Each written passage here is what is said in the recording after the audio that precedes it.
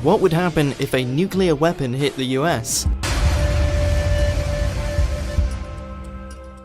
Fears of a nuclear attack have been in the public consciousness since 1945, when the US military dropped 2 atomic bombs on the Japanese cities of Hiroshima and Nagasaki. In the years following these strikes, the United States and Western Europe entered into the Cold War, which would last all the way up until the fall of the Soviet Union in 1991. Until that time, American and international moviegoers were treated to sci-fi films about how nuclear fallout could either awaken ancient beasts, as in the case of the 1954 film Godzilla, or turn everyday ants into deadly killers, such as in Them, also from 1954. Nuclear fears were not just at the movies either. School children in the US were taught to duck and cover by a turtle named Bert. Bert told his viewers to take shelter under their school desks in order to survive a nuclear attack. Such advice would obviously not save anybody. Nowadays, the old nuclear fears of the Cold War have been revived thanks to the rhetoric of North Korea and its dictator Kim Jong-un.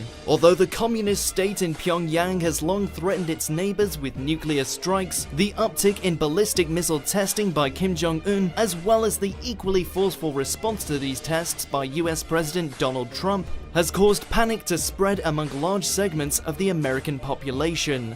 In January of 2018, apocalyptic fears were almost realized when a disgruntled government worker in Hawaii reportedly sent out a false warning of an impending nuclear strike. For a brief moment, television viewers were treated to image of what severe public panic would look like right before a nuclear attack. So, considering all of this, what would an actual nuclear strike look like? How would the fallout be handled? And what would the social and health repercussions be for those in the blast zone or nearby? Well, the events of 1945 provide an excellent resource. On August 6, 1945, a US B-29 Superfortress bomber named the Enola Gay dropped Little Boy, the world's first atomic bomb, on the Japanese city of Hiroshima. The initial blast of the bomb wiped out about 90% of the city and killed approximately 80,000 people. A mere 3 days later, another B-29, this one named Bockscar, dropped the world's second atomic bomb, Fat Man, on the city of Nagasaki. Approximately 40,000 people died in this strike. In both instances, radiation, both initial and residual, caused numerous cases of cancer in the afflicted populations. As late as the 1960s, residents of Hiroshima and Nagasaki were still suffering from what many scientists suspect were the results of the atomic bomb strikes. Years later, in 1986, a flawed reactor system at the Chernobyl nuclear power plant in Pripyat in the Ukraine SSR caused a full 5% of the radioactive material from the plant's core to be released into the atmosphere. In total, 31 people would die in the immediate wake of the disaster, with many more eventual indirect deaths suspected due to radiation exposure. And to this day, there are stories and reports about misshapen plants and mutilated wildlife in and around the grounds of Chernobyl.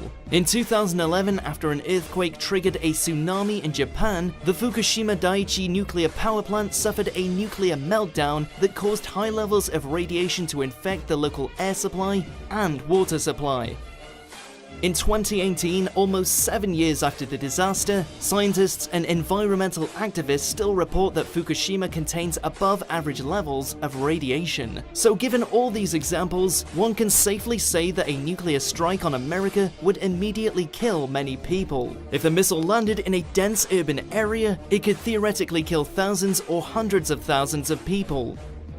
A smaller nuclear bomb would disperse radiation from the clouds within an hour or a few hours. Larger bombs may take weeks to fully disperse all radiation into the atmosphere. Radiation exposure has been linked to cancerous growths and other health problems, most of which can be lethal. Those not affected by the initial blast would almost certainly be exposed to high levels of radiation. Fallout material would likely enter into the majority of the affected area's food supply. Extra strong gamma rays in the air and in the food would damage human cells. Prolonged suffering or death would be the result. On the financial side of things, the cleanup required after a nuclear attack could cost over $1 billion and take years to complete. If a foreign country used a nuclear weapon on the United States, then Washington, D.C. would likely declare a state of war. In the specific case of North Korea, a war there is projected to be short and swift, but incredibly deadly. Although North Korea by itself could never defeat a military coalition made up of the United States, Japan, and South Korea, it could cause thousands of civilian and military casualties. Seoul, the largest city in South Korea, is only 35 miles from the North Korean border. North Korea's conventional non-nuclear artillery could easily attack Seoul, thus putting over 10 million lives in danger. A war with North Korea also brings up the specter of the Korean War, which lasted from 1950 until 1953. In that conflict, the timely intervention of the Chinese army kept the US and the United Nations from toppling the communist state in Pyongyang. Despite a decline in relations starting in 2017, China remains North Korea's biggest ally and would not like to see a united and democratic Korea on its northern border. A more terrifying possibility is a terror attack using a nuclear weapon. In the world today, there are approximately 22,000 nuclear weapons. A large portion of these weapons is in Russia and the former Soviet republics of Uzbekistan and Turkmenistan. Uzbekistan is home to the Islamic movement of Uzbekistan, which has carried out deadly terror attacks in Pakistan and against US military personnel in Afghanistan. The Islamic State, better known as ISIS, has also expanded into Central Asia, especially Uzbekistan. Other possible trouble spots are the restive regions of Chechnya and Dagestan. Here, jihadi militants continue to battle the forces of the Russian state.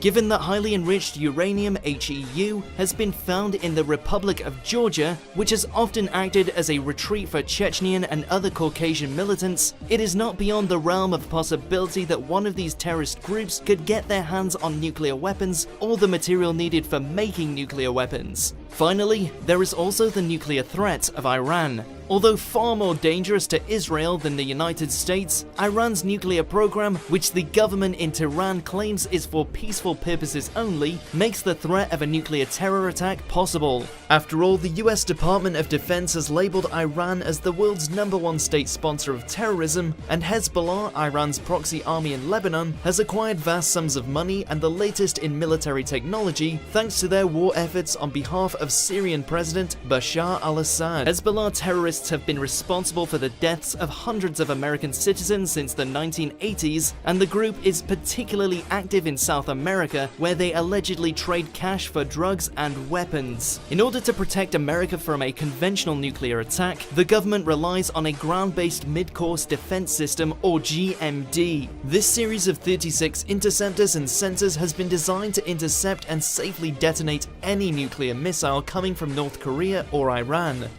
The GMD system is not capable of bringing down more sophisticated missile systems, including those currently used by the Russian and Chinese militaries. On May 30th, 2017, right in the middle of the growing hysteria over North Korea's nuclear weapons program, the GMD system successfully shot down a simulated ICBM, or Intercontinental Ballistic Missile. ICBMs form the bulk of North Korea's arsenal, and this successful test, which was carried out at California's Vandenberg Air Force Base, seemed to put a lot of fears to rest. Unfortunately, a year earlier, the Government Accountability Office found that America's GMD system has not demonstrated through flight testing that it can defend the US homeland against the current missile defense threat. The Union of Concerned Scientists has also said that the 18 tests of the GMD are meaningless because they have been performed under artificial conditions. Even despite this, the GMD failed either 8 or 9 of these tests since 1999.